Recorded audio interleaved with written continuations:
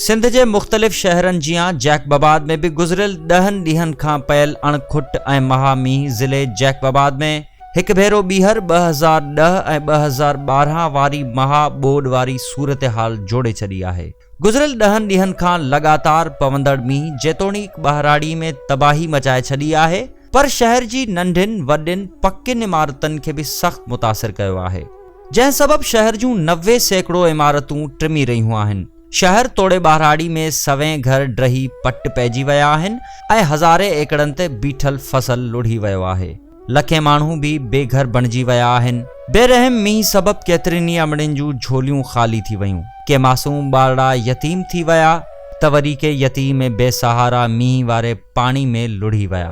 जैकबाबाद ज़िले अंदरि तक़रीबन 40 खां वधीक माण्हू फौत थी चुका आहिनि, जॾहिं त सवें ज़ख़्मी आहिनि। क़यामत ख़ेज़ मंज़र बाद केतिरनि त मजबूरी में अझा छॾे मुख़्तलिफ़ सरकारी इमारतनि ऐं रोड किनारनि ते पनाह वरिती आहे। हर पासे तबाही जा मंज़र हुअण बावजूद सिंध तोड़े वफ़ाक़ी सरकार जी मुजरमानी ख़ामोशी ऐं बयानबाज़ी मुतासिरनि जे अहंजनि मथां लूण बुरकण बराबरि आहे। जैकबाबाद ठुल तोड़े गड़ी खैरो में मुतासिर थियल माण्हू टेंट ऐं राशन लाइ परेशान आहिनि, जॾहिं त सरकार पारां ऐलानियल कैंप्स में वेठल मुतासिर भी बेयारो मददगार वेठल आहिनि। नुक़सान टपड़ विया आहिनि, माल वियो आहे, ज़मीन चा राकी पोकी सभु वियो आहे। असां राह कोयासीं।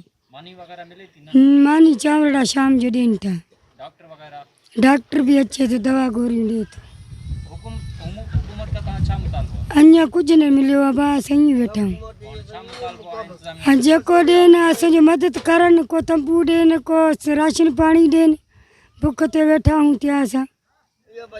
हा न, असां ईअं वेठा आहियूं छपड़ कलड़ियुनि में वेठा आहियूं, सीउ बरसाति में, ॾींहं जो बि राति जो बरसाति, ॾींहं जो बरसाति।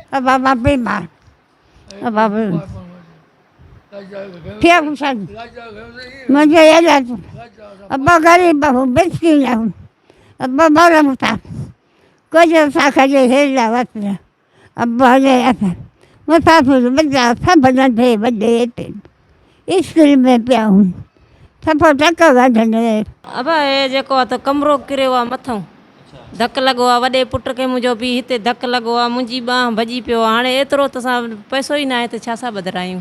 बसि अब हाणे जेको ॾिन न ॾिन उहो उन्हनि जी मर्ज़ी आहे। हाणे असां त ख़ुदा वास्ते वेठा आहियूं स्कूलनि में, जंहिंखे तरस पए त असांखे ॾिन, असां त हाणे माज़ूर थी वेठा आहियूं। ईअं चओ, असां वटि न पैसो आहे न पाई आहे जो असां पाण खे इलाजु करायूं, या असां ईअं वेठा आहियूं जेॾा कर आया आहियूं त असां ईअं ई वेठा आहियूं।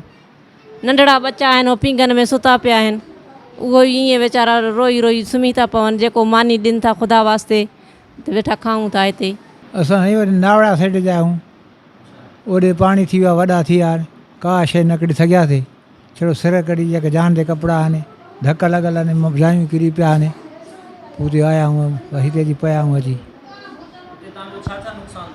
उते नुक़सानु माल बि मरी विया, सम्झे भाउ। टपड़ टराड़ी जेका हुया, का शइ न कढियासीं, सम्झे थो भाउ। ॿियो हाणे घर दर बि सभु ख़तमु थी विया आहिनि। फसल हुया, ज़मीन राखी कंदा हुआसीं, उहा उते राखी बुॾी आहे। हिते असां निकिरी वियासीं पाण शहर में, हिते असां किथे वञी किथे बचा करे कोई मानी टुकड़ो खाऊं किथे अची। न हिते असां वटि कोई कोन पतो आहे जी। हा, कोई न मदद काई न कई आहे। इहो मानी टुकड़ो हाणे ॾियनि था पाड़े वारा, न केरु ख़बर न आहे। हिते सहूलियत का शइ न आहे, छो मानी कहिड़ो मिले थो पियो, न पाणी आहे न का शइ। हिते बि हिते बि आधार आहे सभु। हिते बि मानी पाड़े वारा हेॾो करनि था, इहे मदरसे में छा आहे हितो। हा, इहे थो आणनि था। मुताबिक़ त असांखे का शइ मिले त असां को ॿाहिरि को तंबू धंबू हणूं, को हे हो कयूं, किथे वेहूं कंहिं दड़नि ते, किथे निकिरी का राशन मिले त को हाणे थिए त करे भलाई त थिए। माशाअल्लाह मानी न कासे अरे छा हुकूमत आई हड़ताल वोट वही बस जब वही तो रबी वही माखे टप्पड़ में हथ में न मिलिया, माखे तंबू मिले, माखे राशन मिले। हजूर मेहरबानी कयो बाबा, ओ अकेले मुझे हिक्का न जाए, न मानी आहे, न टुकर, न मथे जो जाए, काॾे वञूं। टपड़ बि विया, लुड़ी हर शइ विया, हाणे कुझु न मिलियो। मानी खाईंदा छा खाईंदासीं, मानी तंबू मिले, हर शइ मिले। ग़रीब घर इजाज़ ख़ान आयो हो, दौरो करे हो, पर हिन वक़्त ताईं थियो कुझु बि न आहे। हाणे अलाह ईमान ॾियनि त ॾियनि, त ॾियण जो न ॾियनि त बसि। घर किरी पिया आहिनि, तव्हां हली असांजा घर ॾिसो, असांखे टेंट हुयो, असांखे मानी अलाह ॾींदो, मानी न खे खपे, असांखे टेंट खपनि, के उस में वेठा आहियूं, बचा ॾिसो हाणे असांजा पधर ते वेठा आहिनि, असां पधर आहिनि, हे असांजा बचा दर पधर आहिनि, असां ॾिसो था पाण वीचारा उते लायूं वेठा आहियूं, असांजा घर किरी पिया, असांजे फसल ॿुॾी आहे, असां छा कयूं, ग़रीब माण्हू, असांजी मानी बि झपड़नि ते मिले थी, असां इहो ई गुज़ारिश कयूं था को पिंडो मिले। मां चवां थो असांखे तंबू को ॾियो, को हणो, ॿाहिरि विल में वेठा आहिनि, मींहं में अलाह पनाह ॾींदी जो वसे, त असां त जाई बि वयल में आहियूं, ॿियो न आहे त असांखे कुझु त ॾियो, कुझु बचनि खे ढकियूं त सही, बसि वधीक ॿी त न आहे, बाक़ी हाणे जेको राशन मिलियो न मिलियो बि ख़ैरु आहे, बचा त ढकजनि न मींहं खां, तव्हांखे मुनासिबात असांखे ॾियनि हक़, इजाज़ ख़ान ॾे, हा न वोटनि जे लाइ त असांखे हुकुम थो करे, पर अॼु त थी त पवे न, कई ग़रीब आवाम ते ॾिसंदा निगाह कंदा त ख़ुदा राज़ी थींदुनि।